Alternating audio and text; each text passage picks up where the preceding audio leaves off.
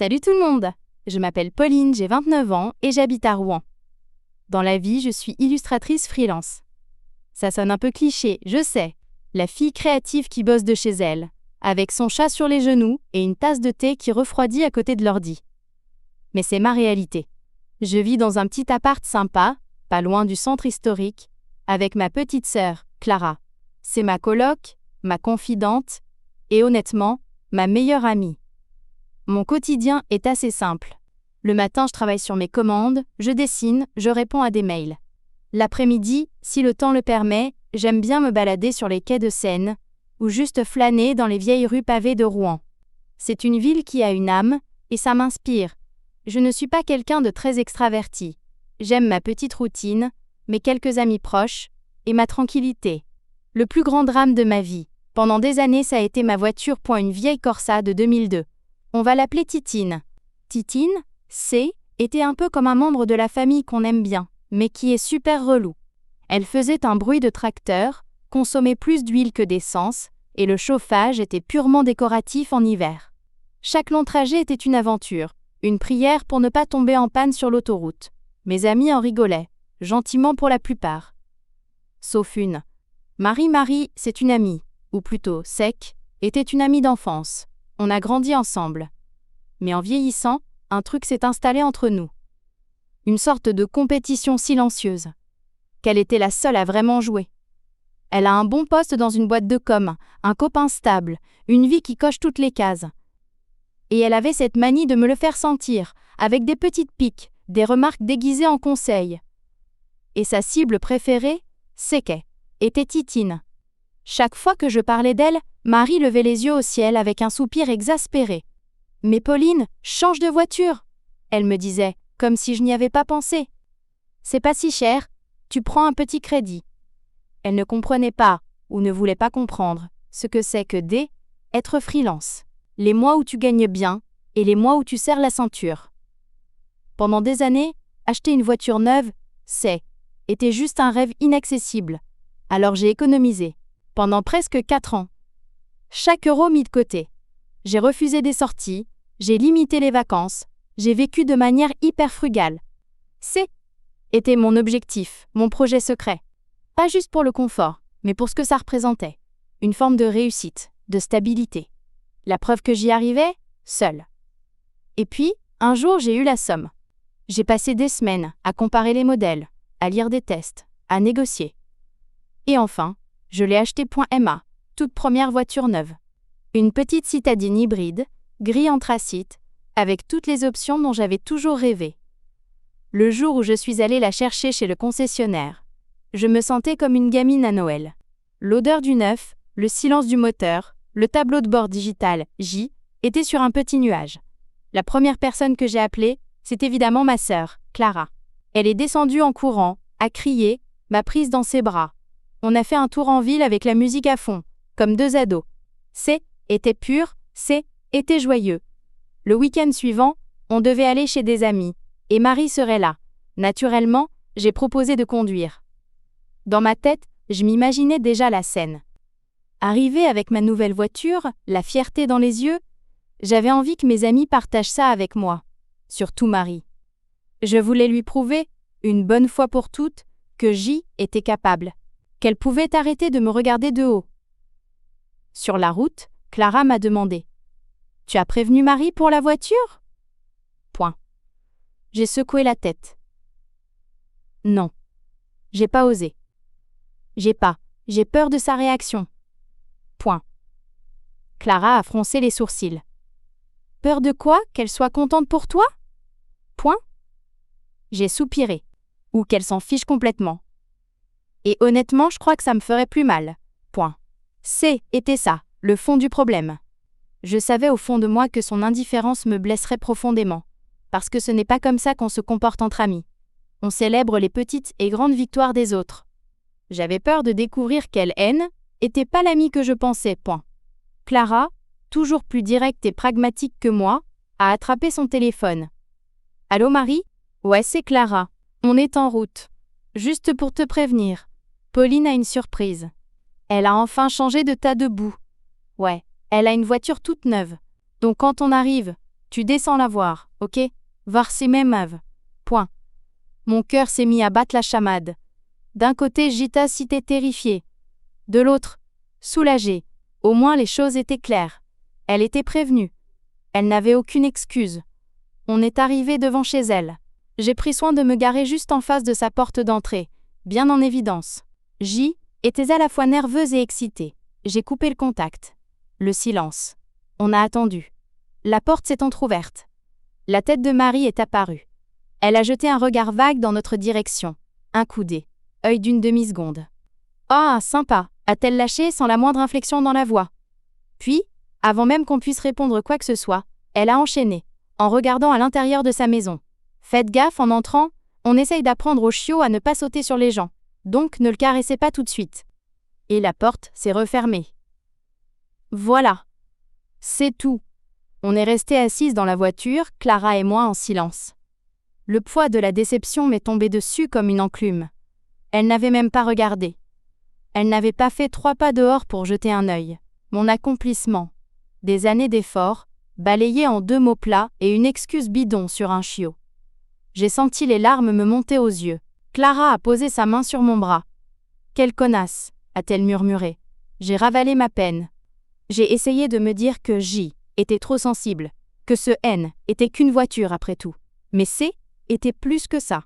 C était un test, et notre amitié venait d'échouer lamentablement. Je n'ai rien dit à Marie de la soirée.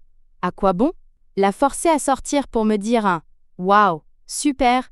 hypocrite aurait été encore pire. J'ai donc gardé ma blessure pour moi. Mais à l'intérieur, quelque chose était brisé. J'ai compris que je ne pouvais plus faire d'efforts pour quelqu'un qui n'en ferait jamais pour moi. Je me suis fait une promesse silencieuse. Un jour, je lui renverrai son indifférence en pleine figure. Je pensais que ça prendrait des années, vu qu'elle venait de finir de payer la sienne. Mais le destin parfois est un scénariste impatient point de moi. C'est le temps qu'il a fallu. Un soir, j'ai reçu un message de Marie. Une photo de sa voiture, l'avant complètement défoncée. Un conducteur ivre l'avait percutée, alors qu'elle était garée devant chez elle. Personne n'a été blessé, heureusement. Sur le coup, j'ai eu de la peine pour elle. Vraiment. Perdre sa voiture, c'est un vrai bazar. Je lui ai envoyé un message de soutien, comme une bonne amie l'aurait fait. Mais la machine des assurances s'est mise en route. Et 1 semaine plus tard, à peine elle m'a appelée. Sa voix était pétillante, surexcitée. « Pauline, devine quoi? Je vais chercher ma nouvelle voiture demain. L'assurance a été super rapide. » J'ai senti un truc froid s'installer dans mon ventre. La facilité avec laquelle tout ça se passait pour elle, était tellement à l'opposé de mon propre parcours. Mais le pire, était la suite. D'ailleurs, il y a la soirée piscine chez Julie samedi. Je passe te prendre? Comme ça tu pourras voir ma nouvelle bombe. Et là, tout a basculé dans ma tête. Le déclic. La colère froide a remplacé la tristesse. Elle osait, sans la moindre once de gêne, me demander d'admirer sa nouvelle voiture, elle qui n'avait même pas daigné poser le regard sur la mienne. Elle ne voulait pas me rendre service. Elle voulait un public. Elle voulait les ou et les aa qu'elle m'avait refusés. J'ai pris une grande inspiration, et j'ai répondu avec le ton le plus neutre possible. Ah ouais? Cool. Oui, pas de souci, tu peux passer me prendre. Ça évitera de chercher une place. Mon plan N était pas diabolique. Il était pas compliqué. Il était simple, pur et dévastateur. J'allais lui offrir un miroir. J'allais devenir le reflet exact de son comportement. Le samedi est arrivé. J'ai entendu sa voiture se garer en bas. Pas un modèle banal, non. Un petit SUV flambant neuf, d'une marque allemande, blanc nacré. Le genre de voiture qui crie « Regardez-moi !» J'ai attendu quelques secondes, puis je suis descendue. Elle était là, appuyée contre la portière, un immense sourire aux lèvres. Elle attendait ma réaction. Je me suis approchée. Je suis passée devant le capot sans un regard, j'ai ouvert la portière passager, et je me suis installée. « Salut !» j'ai dit en bouclant ma ceinture. « Prête pour la soirée ?» J'espère qu'il y aura des chips. Le sourire de Marie s'est figé. Elle a eu un petit bug, une fraction de seconde de confusion. Elle est montée côté conducteur, visiblement décontenancée. « Alors ?» a-t-elle commencé en démarrant le moteur silencieux. « Qu'est-ce que t'en penses? De quoi ?» j'ai demandé en regardant par la fenêtre. Ah, la météo? Ça a l'air de tenir, c'est cool pour la piscine. Le silence dans l'habitacle était lourd. Elle a commencé à rouler, jetant des coudées, œil dans ma direction. Elle ne comprenait pas. Pendant tout le trajet, elle a essayé de placer des perches. Le confort des sièges est incroyable, tu ne trouves pas? Ah oui, c'est confortable. Dites à des nouvelles de Thomas et Sophie? Chaque tentative était parée par une déviation. N était pas agressive. J était juste ailleurs. Complètement et totalement désintéressée par l'objet de sa fierté. Je voyais son irritation monter. Son visage se fermait un peu plus à chaque kilomètre. On est arrivé chez notre amie Julie. Plusieurs personnes étaient déjà dans le jardin. En nous voyant arriver, Julie est sortie de la maison en s'essuyant les mains sur un torchon.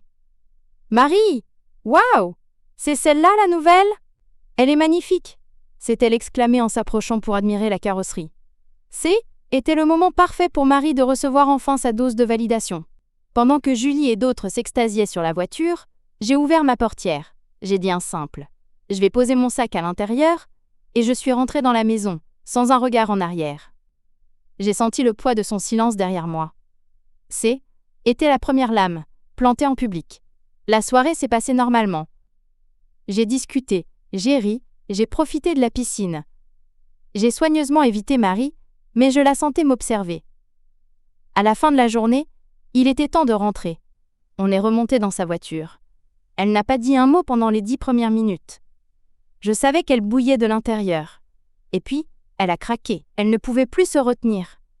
Elle a tapoté l'écran de son tableau de bord d'un air qui se voulait détacher. Ce qui est bien, c'est qu'elle ne consomme presque rien. Elle fait du 8 litres au 100.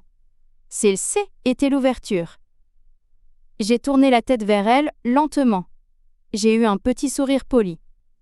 La mienne fait du 6 litres. J'ai répondu, calmement. Son visage s'est décomposé. Elle ne s'attendait pas à ça.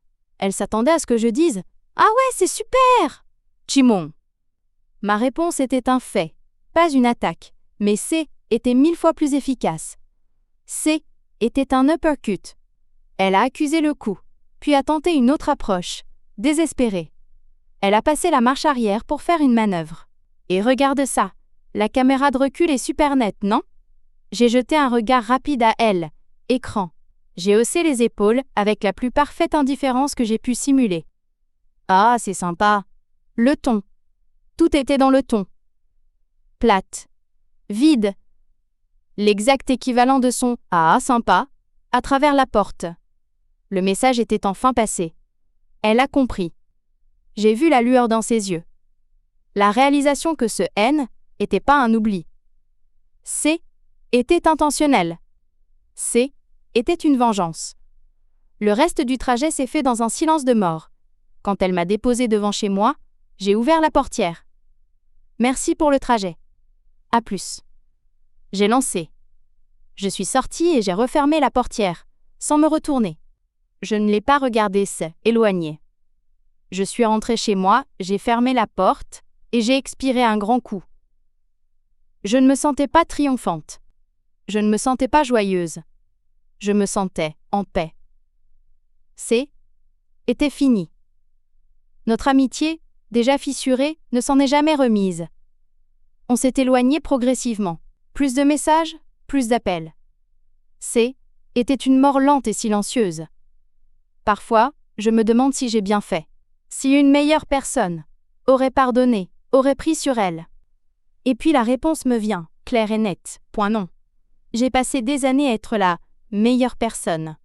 À excuser ses piques, à minimiser ses remarques blessantes, à faire des efforts qu'elle ne faisait jamais en retour.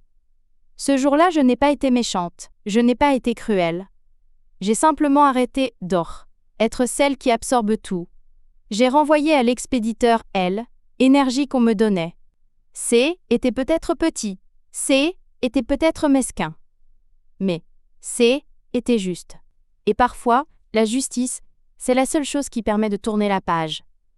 Si mon histoire vous a plu, likez la vidéo et abonnez-vous pour écouter d'autres histoires comme la mienne.